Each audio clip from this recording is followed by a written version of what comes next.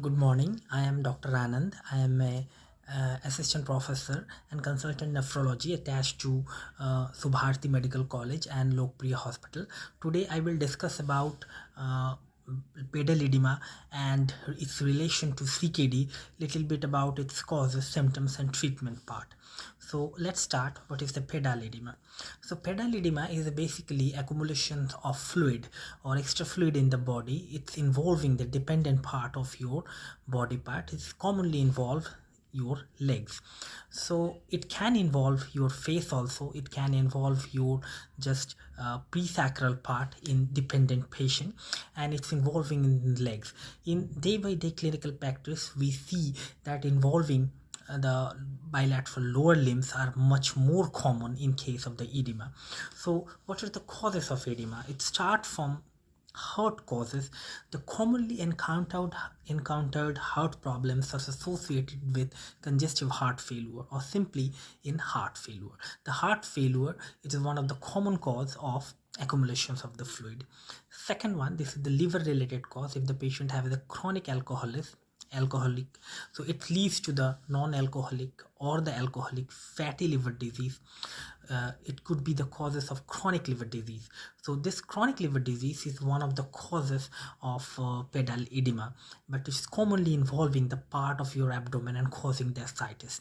Third one, this is the thyroid related issues like both the hypothyroidism and hyperthyroidism. Hyperthyroidism is associated with the high output cardiac failure, leads to the accumulation of fluid and pedal edema. Kidney related problem, being a nephrologist, this is the most common one, is the chronic kidney disease or acute kidney injury. And third one, this is the nephrotic syndrome, where the loss of protein through your passage of urine.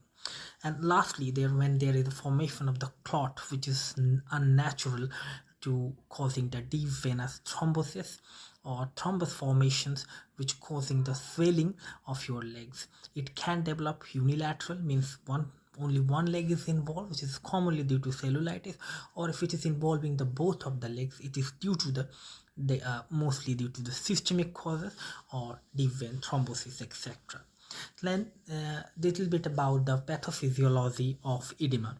The formations or the actually the each cells receive blood supply from arteries, and it is the terminal part of the arteries is the arterioles, and the drainage part is done by the vein. It is known as venules, and in between to do these two, this is the capillary, and the collections, accumulations and removal of this fluid is basically governed by the two forces.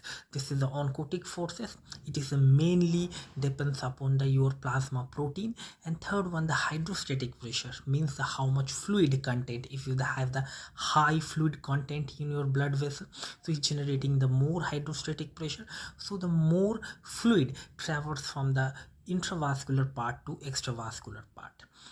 In case of the low oncotic pressure, specifically the chronic liver disease or nephrotic syndrome related causes where the oncotic pressure is low, so that means the body cannot retain their fluid in the vascular part, so extra fluid is traversing from the vascular to the extravascular part, causing the edema. Actually, the body divided into the two parts, is the cellular part, this is the intracellular part, and the extracellular part. The intracellular part constitutes the 2/3 of the part, and the extracellular, this is the 1/3. So extracellular part is the further divided into the intravascular and the interstitial part, whereas the interstitial part is the 3/4 and the intravascular part is the 1/4. There is also the role of the lymphatics. The lymphatics is when there is excessive accumulation of the fluid, these fluid are drained by lymphatics. So let's about what is the role of the kidney. The kidney is basically role in case of the maintaining the fluid balance, to keep the body fluid status in the normal status, maintaining the acid base balance and removing the excretory waste product from the body.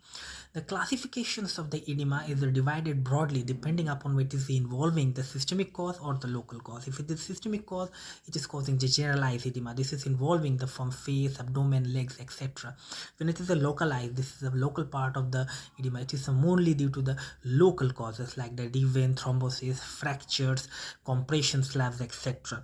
Clinically, it is further divided into the pitting edema and the non-pitting edema. Pitting edema means this is clinically when it is pressing for 20 seconds, you get the depression. So this is a pitting edema. Pitting edema is mainly the causes of all the failures, and non-pitting edema, it is due to mostly commonly due to the filariasis. Then little bit of what are the relevant investigations you should perform. Baseline investigations like the CBC, LFT, KFT, urine, RE, routine examination, albumin creatinine ratio, culture sensitivity, and USG whole abdomen. But the most important part, you should focus on the taking the history and your physical examination, because this is the most important part to differentiate what are the specific system involving and causing this edema. Then the treatment part is further divided into the two parts. This is the non-pharmacological and pharmacological. Non-pharmacological part, this is the mainly comprises with the limb elevation, compression therapy, physiotherapy, ice application, salt application. Pharmacological therapy, this is it is comprises with diuretics. It's including the high efficacy diuretics, intermediate efficacy diuretics, and low efficacy diuretics. High efficacy diuretics is basically furosemide and torsemide, or intermediate efficacy diuretics are like the hydrochlorothiazide, thiazide, indapamide, and like the low diuretics. Low efficacy diuretics is basically the potassium sparing diuretics like the eplerenone, spironolactone, amiloride, etc. So one of the considering the what are the medications that are appropriate for your patient with edema, you should consider the multiple factors. What of them? This is the mainly the patient's the cardiac status, patient's kidney status, means whether the patient need any dialysis or not on dialysis, about the patient fluid overload status, etc. So what are the common side effects of the diuretics? Because when you're using the diuretics, definitely this is not exceptional to causing any effects. It will have the adverse effects similar to the other drugs. These are the hypokalemia, hypotension, and electrolyte imbalance. In case of the CKD, the most important part that you have to keep the salt and water restriction, because the CKD patients have the difficulty to pass because the kidney is not functioning appropriately. If you take the more amount of the fluid, this is the keep in the body and causing the symptoms of the edema. It's including the shortness of breath, heart failure, pedal edema, etc. And high dose diuretics is commonly used the torsemide and the furosemide. And when a comparison between two, the torsemide is the first better because its half-life is more comparative to torsemide, and the incidence of the hypokalemia is less in case of the torsemide. So lastly, the most important part of this video is the patient education. The patient should know understanding about their disease, know about their treatment plan, and should change their lifestyle according to their disease.